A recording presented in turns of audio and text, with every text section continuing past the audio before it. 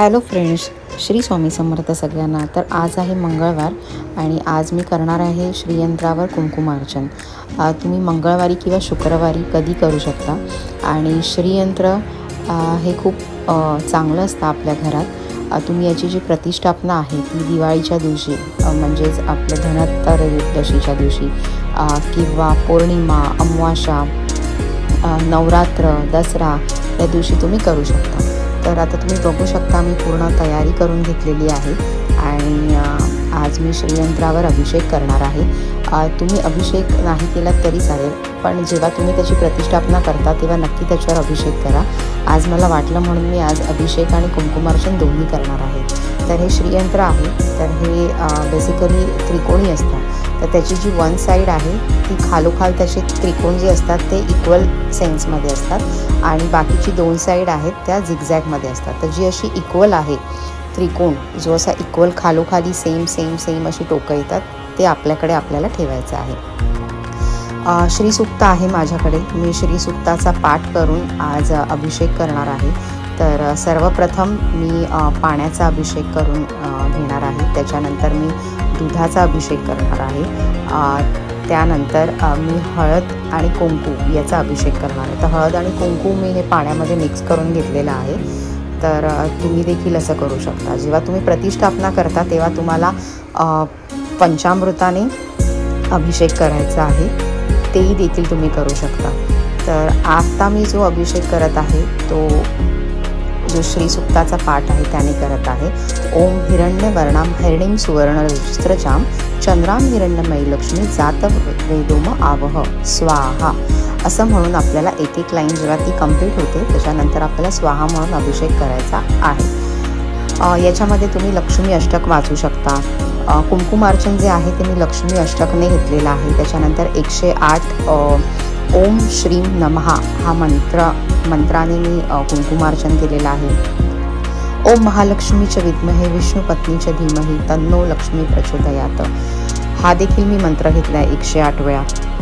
आणि श्री स्वामी समर्थांचं जे दिंडोरी प्रणित केंद्रातलं जे बुक आहे त्याच्यामध्ये तुम्ही बघू शकता की कुंकुमार्चनचा पूर्ण विधी त्याच्यामध्ये दिलेला आहे।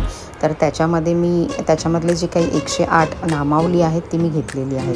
तर अशा प्रकारे मी पाण्याचा, दुधाचा, कुंकवाचा, हळदीचा अभिषेक आता केलेला आहे। हे पाणी जे आहे हे तुम्हाला फेकून द्यायचं नाही आहे, तुम्ही याला झाडामध्ये हे पाणी जे आहे तुम्ही झाडामध्ये टाकू शकता। तेवढं छान वाटतं ना जेव्हा तुम्ही घरामध्ये कुंकुमार्चन करता, अभिषेक करता, सभोवती जेव्हा तुम्ही दिवे प्रज्वलित करता तेव्हा एक पॉझिटिव्ह एनर्जी येते।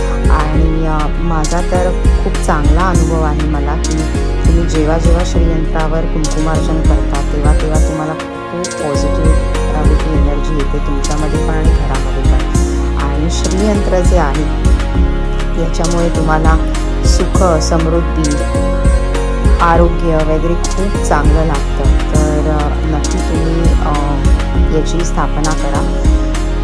श्रीयंत्र जे आहे हे लक्ष्मीचा अंश आहे, म्हणजे लक्ष्मीचंच प्रतीक आहे। तर जेव्हा तुम्ही याची मनोभावे आराधना करता तेव्हा नक्की तुम्हाला याचे रिझल्ट पाहायला मिळतात। तर आता माझा अभिषेक झालेला आहे। आता ही एक प्लेट आहे, मी वाशीवरून घेतलेली आहे। तर या प्लेटमध्ये आता मी तांदूळ पसरून श्रीयंत्रावर कुंकुमार्चन करणार आहे। मला खूप पूजेची आवड आहे, त्याच्यामुळे खूप साहित्य माझ्याकडे आहे, खूप पूजेचे प्लेट्स माझ्याकडे आहेत। तर आता बघू शकता मी कुंकुमार्चन करण्याची तयारी करत आहे। खाली मी तांदूळ पसरलेले आहे, पूजेचे तांदूळ मी वेगळेच काढून ठेवते आणि नुसते तांदूळ आपल्याला पसरायचे नाही आहे। श्रीयंत्र ठेवायच्या अगोदर आपल्याला त्याच्यावर अष्टदल काढायचं आहे। त्या तांदळामध्ये अष्टदल काढून आपल्याला त्याच्यावर कुंकू वाहून मगच त्यावर श्रीयंत्र ठेवायचं आहे। तुम्ही तुमच्या देवाऱ्यामध्ये जरी श्रीयंत्र ठेवत असाल तर खाली एका प्लेटमध्ये तांदूळ ठेवा आणि त्याच्यावर जे आहे पिवळा कपडा अंतरा। पिवळा कपडा हा खूप पॉझिटिव्ह एनर्जी देतो आपल्याला। लाल शक्यतो ठेवू नका, पण पिवळा ठेवा। त्याच्यावर तुम्ही श्रीयंत्र स्थापन करा आणि आजूबाजूला वाटल्यास तुम्हाला गोमती चक्र किंवा कवड्या तुम्ही ठेवू शकता। तर माझ्याकडे गोमती चक्र आहे आणि कवड्या देखील आहे, तर त्या देखील मी ठेवलेल्या आहेत। कुंकुमार्चन झाल्यानंतरचे जे तांदूळ आहेत ते तांदूळ आपल्याला एका डब्यामध्ये स्टोअर करून ठेवायचं आहे आणि जे कुंकू आहे ते पण आपल्याला एका वेगळ्या डब्यात स्टोअर करून ठेवायचं आहे आणि ते कुंकू आपल्याला रोज लावायचं आहे. आणि जे बाकीचं उरलेलं कुंकू असतं ते तुम्ही जेव्हा आठवड्याने कुंकुमार्चन करता तेव्हा तेच कुंकू तुम्ही यूज करा. तर कुंकुमार्चन झाल्यानंतर त्याचं कुंकू कसं आपल्याला वेगळं करायचं हा देखील मी व्हिडिओ एकदा नक्की अपलोड करेन. तर आता सर्वात प्रथम मी कुंकुमार्चन करायला स्टार्ट केलेली आहे. कुंकुमार्चन करताना सर्वात प्रथम तुम्हाला ओम श्री नमः ह्या मंत्राचा जाप करूनच कुंकुमार्चनला सुरुवात केली पाहिजे.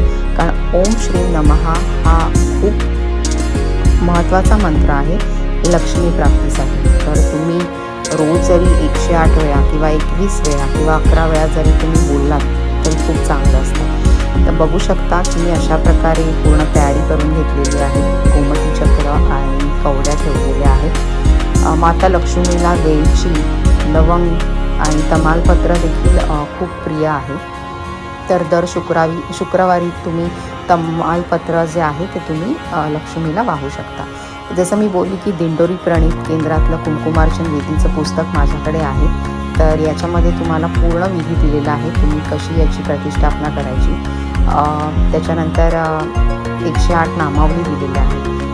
हे आहे श्री लक्ष्मी अष्टक. तर श्री लक्ष्मी अष्टकाने मी सुरुवात केलेली आहे आणि कुंकुमार्चन कसं करायचं आहे हे मी याच्यामध्ये दाखवलेलं आहे. आपली करंगळीच्या बाजूचं बोट आणि अंगठा ही जी 2 बोटं आहेत ती एकत्र करूनच आपल्याला कुंकुमार्चन करायचं आहे. तर कुंकुमार्चन करताना आपल्याला वरून करायचं नाही आहे, त्याचं खालून वर न्यायचं आहे. खालून वर न्यायचं आहे कुंकुमार्चन करताना. जसं ओम श्री नमः स्वाहा किंवा ओम महालक्ष्मीच्या विद्महे विष्णुपत्नीच्या धीमहि तन्नो लक्ष्मी प्रचोदयात स्वाहा असं देखील तुम्ही करू शकता. आणि तुम्ही श्री सुक्ताचे 3, 5, 7, 11, 21 असे देखील पाठ करू शकता. तर श्री सुक्ताने देखील तुम्ही कुंकुमार्चन करू शकता. मंत्र म्हणून देखील तुम्ही कुंकुमार्चन करू शकता. तर मी रोज श्री सुक्त वाचते, पण मंगळवार आणि शुक्रवार मी कुंकुमार्चन श्रीयंत्रावर करते. तुमच्याकडे जर श्रीयंत्र नसेल तर तुम्ही नुसतं लक्ष्मी मातेच्या मूर्तीवर देखील कुंकुमार्चन करू शकता. जसं मी दाखवलं की आपल्याला खालून वर कुंकुमार्चन करायचं, तसंच आपल्याला लक्ष्मी मातेच्या मूर्तीवर देखील तसंच करायचं आहे. माझ्या चॅनेलला ऑलरेडी एक व्हिडिओ आहे, तेव्हा माझ्याकडे श्रीयंत्र नव्हतं, तेव्हा मी लक्ष्मी मातेच्या मूर्तीवर कुंकुमार्चन करायची. त्याच्यानंतर मी श्रीयंत्र घेतलेलं आहे. तुम्ही बघू शकता किती छान वाटते. असं वाटतं की लक्ष्मीच जणू बसलेली आहे. आणि आजूबाजूला जेव्हा तुम्ही दिवे प्रज्वलित करताना जितके जास्त दिवे प्रज्वलित कराल तेव्हा तेवढं चांगलं असतं. कारण ते श्रीयंत्र आहे ते आपल्याला त्याच्यामध्ये हीट तयार व्हायला पाहिजे किंवा एक गरम व्हायला पाहिजे, तेव्हाच त्याची पॉझिटिव्ह एनर्जी आपल्या घरामध्ये दिसून येते. तर अशा प्रकारे मी व्यवस्थित पूजा करून घेतलेली आहे. याच्यानंतर मी छोटीशी आरती घेतलेली आहे कुंकुमार्चन झाल्यानंतर. तर तुम्ही जे आहे कुंकुमार्चन हे एव्हरी ट्यूजडे किंवा फ्रायडे करू शकता.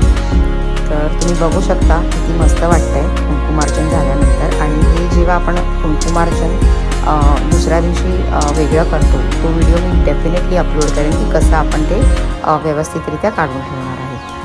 त्याच्यानंतर लक्ष्मी मातेला धूप, दीप, फुलं वगैरे तुम्ही अर्पण करू शकता. तर अशा प्रकारे मी मोगऱ्याचा गजरा आणि थोडीशी गुलाबाच्या पाकळ्या अर्पण केलेल्या आहेत. त्याच्यानंतर छोटीशी आरती घेतलेली आहे. तर ही छोटीशी पूजा जी आहे ही मी मंगळवारी आणि शुक्रवारी करते. तर हा व्हिडिओ कसा वाटला तुम्हाला नक्की सांगा. श्री स्वामी समर्थ सगळ्यांना. ओम श्री नमः. ओम श्री नमः. ओम श्री नमः. ओम महालक्ष्मीच विद्महे विष्णुपत्नीच धीमहि तन्नो लक्ष्मी प्रचोदयात. ओम महालक्ष्मीच विद्महे विष्णुपत्नीच धीमहि तन्नो लक्ष्मी प्रचोदयात. श्री स्वामी समर्थ.